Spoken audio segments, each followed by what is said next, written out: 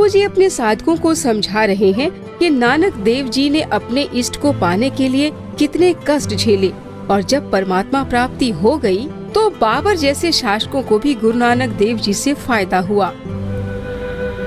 धन भागी रहे होंगे वे लोग नानक जैसे। अमावस्या की रात है,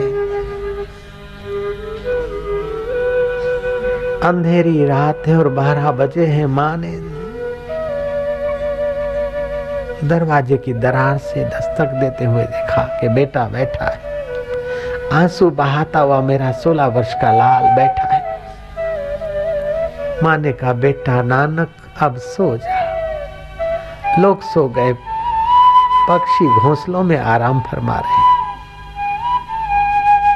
पशु पक्षी और परिंदे भी आराम कर रहे हैं। बेटा तू कब तक बैठा रहेगा उस रब के आगे, सो जा। नानक ने दरी बिछाई, सिराना उठाया, दरी पर रखा, लेटने की तैयारी ही करता है तो पपिया ने कहा पिहो पिहो पिहो।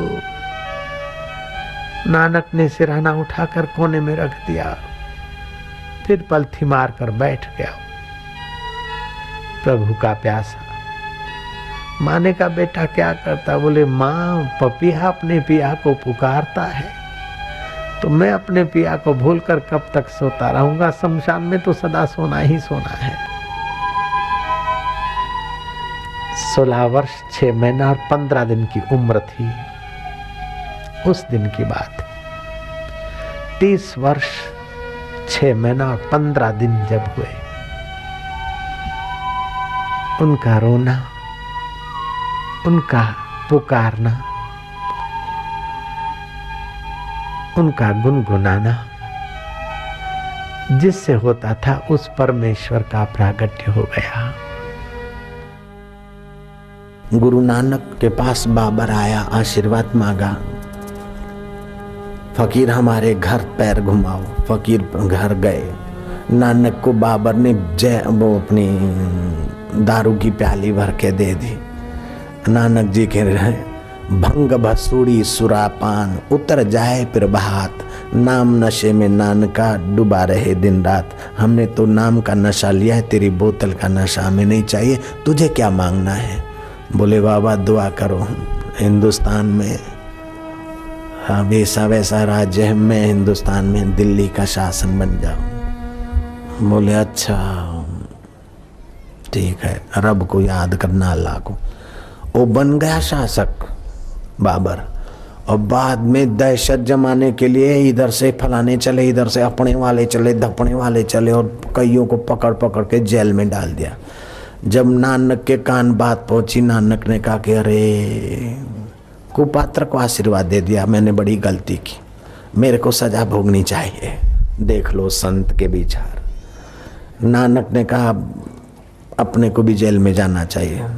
तो नानक भी सड़क से ऐसे वैसे जहाँ गैर कानूनी था हिंदुओं के लिए चलना, वहाँ से नानक चले। नानक को पकड़ के जेल में धकेल दिया बाबर बादशाह के आदमियों ने।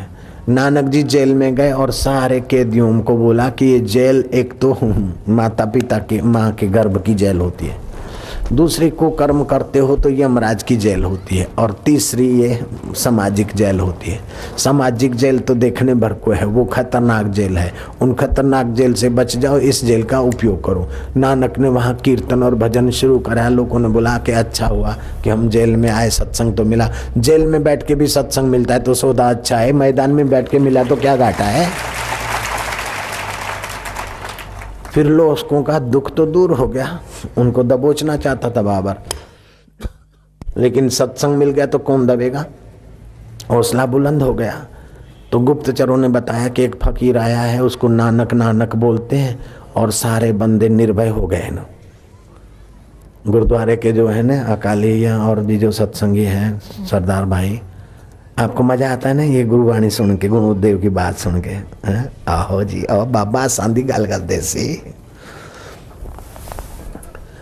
किसी ने कहा कि जाके बाबर को बताया। बाबर ने कहा नानक जी, फिर संदेशा पूछवाया कि सचमुच ये फकीर अंदर है? बोले हैं। नानक ने बोला कि बोल देना कि वही नानक जहाँ जिससे आशीर्वाद लेके तुमने राज किया था वही तुम्हारे जेल में तुमको याद कर रहा है। बाबर आया और बाबर को नानक जी ने एकदम नगद सुना दी, रोकड़ी खरी खोटी सुना दी। बाबर ने माफी बाफी मांगा, बोले अच्छा ठीक है, जो हुआ ये सब रब की लीला है। बाबर की बबरता ने उस वक्त भी बबरता की और फिर वो राम मंदिर की जगह पर अपनी बाबरी ठोककर करोड़ों मुसलमानों को और करोड़ों हिंदुओं को परेशान करने का कुकृत्य तो अभी भी हम लोग सहन कर रहे कि नहीं कर रहे हैं।